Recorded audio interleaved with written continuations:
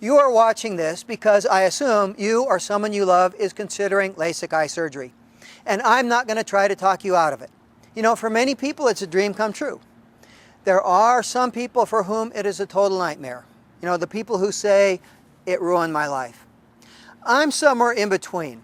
I had it done about 2 years ago. I believe it was the biggest mistake I ever made. Did it ruin my life? No. Do I wish I could undo it? Yeah. Can I? No. So what I hope to do in our short time together, and it's going to be 7 or 8 minutes, is 3 things. 1, I'd like to make sure that you have an understanding of what could go wrong and what are the odds that they might go wrong.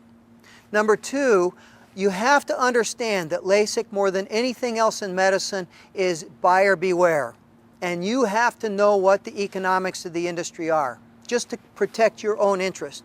And 3, I want to share with you a couple of the things I should have done, wished I would have done, hope that you will do before you let somebody cut on your eyes. So, what could go wrong? Here's my story. I used to wear glasses. First thing in the morning I put them on. Last thing at night I take them off. I had 1 pair of glasses I wore all day long. I now have 4 pair of glasses. I have reading glasses, which if you have LASIK you probably will. Except I can't buy mine at the drugstore. My reading glasses have special lenses because I got 2 different prescriptions carved into my eyeballs. I need 2 different reading glasses lenses. But when I'm working at the computer, I need a different prescription. I need my rose-colored glasses. Totally different prescription. And why are they rose-colored? Well, because since LASIK, I have a lot of difficulty with the glare of the computer screen.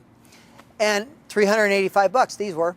And I have another pair that's a much darker pair because after a couple hours it gets unbearable and I have to have sunglasses on to work at my computer.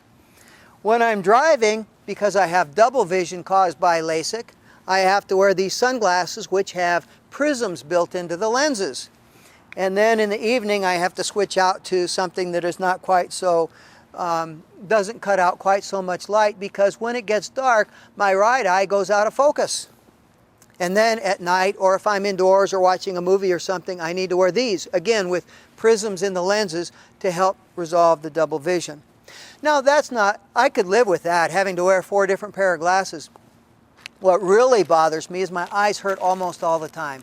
And you have to, when your doctor talks to you about the possibility of dry eyes, LASIK-induced dry eye syndrome is not just dry eyes. It is nerve damage, and these are the eye drops that I carry on an airplane with me. I have 5 different prescription eye drops. Nobody knows how they all might interact. The doctors who prescribe can't tell me. All I know is that some combinations really make me miserable. I also use over-the-counter eye drops all day long, probably 50 times a day. I spend over $1,000 a year on eye drops alone since having had this surgery. Now, what are the odds that something like this might happen to you? Nobody knows. There are no studies that tell you what are the chances you might end up with double vision, you might end up with blurry night vision. Nobody knows. And one of the reasons is it's simply not in the interest of the LASIK industry to do such a study. What they will tell you is we have a 95% satisfaction rate. Only 5% of our patients have failed. Would you go to a cardiac surgeon who said, I only kill 5% of my patients? Or an orthopedic surgeon who said, only 1 in 20 of my patients ends up a cripple? You're talking about your eyes. Make sure that you know what the odds are. Now, you can't really understand what the odds are without understanding the economics that drives the industry. One of the reasons you're probably thinking about this surgery now is the price has come down so much. More than cut in half in the last 5 or 10 years. For you as a patient, this is really bad news. Why? Because the clinic still has to pay for that operating room, that machinery. They still have to pay their overhead staff. They still have to pay their doctor's salaries. With the price cut in half, that means they have to do twice as many surgeries. Now again, using my example, I sat in that clinic room. I had the doctor of optometry say, Joe, you are a perfect candidate for this surgery. My wife was in the room with me. That was not true. That was not an honest diagnosis. That was a sales pitch. When I looked at my record later, I saw a note by the operating surgeon saying, patient has blepharitis. I have talked to him about it. That also was not a true statement. I had never heard of blepharitis until I looked it up online after reading that. Why would these two, and I don't believe they're dishonest people, but why would these two medical professionals be dishonest with me about that? And I believe it was because they work in a clinic where there is such a pressure to produce, such pressure to make money to cover all of these expenses, they cut corners. And one of the corners that got cut was mine. The other thing you have to understand is because this is a cash on the barrel head upfront business. You pay your money upfront in cash. No more. And then they tell you we're going to operate and you get 2 follow-up visits and if necessary a touch-up, which by the way is not a touch-up, it is a second major insult on the nerves of your eyes. In my case, it made things worse.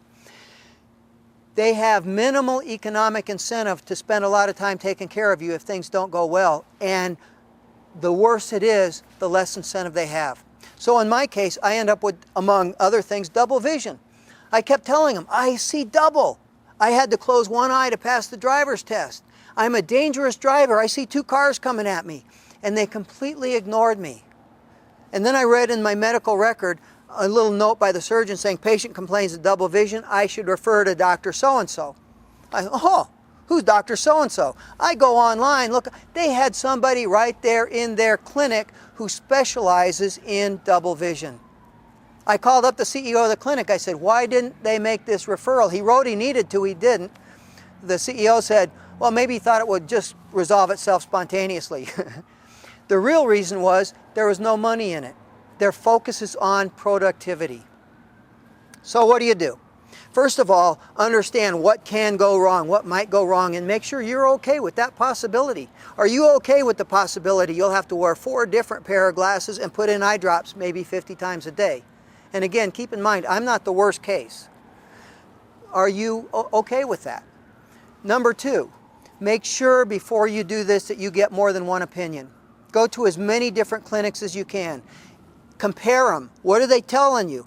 If the prescription they're giving you is different, make sure you understand why. Get your optometrist to give you an opinion. Number 3, before you go into that operating room, you say, I want to see my medical record.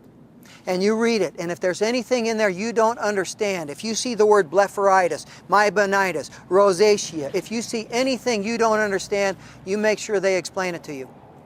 Next, make sure you talk to them specifically about your career, about your job, and about your hobbies. What might dry eye mean for me if I do a lot of work with a computer? Am I going to have to wear glasses like Joe? I like to ride my bike. I love to drive around in a convertible. How might having LASIK affect that if I get a problem with dry eye syndrome? And last but not least, remember that up until the moment they wheel you in that operating room and turn on the laser, it is your right to say, stop. I don't feel good about this, and walk right out of the room. Once they turn on the laser, it's forever. It's your eyes. Make sure you go into this with those eyes wide open, because once the laser's been turned on, there's no turning back.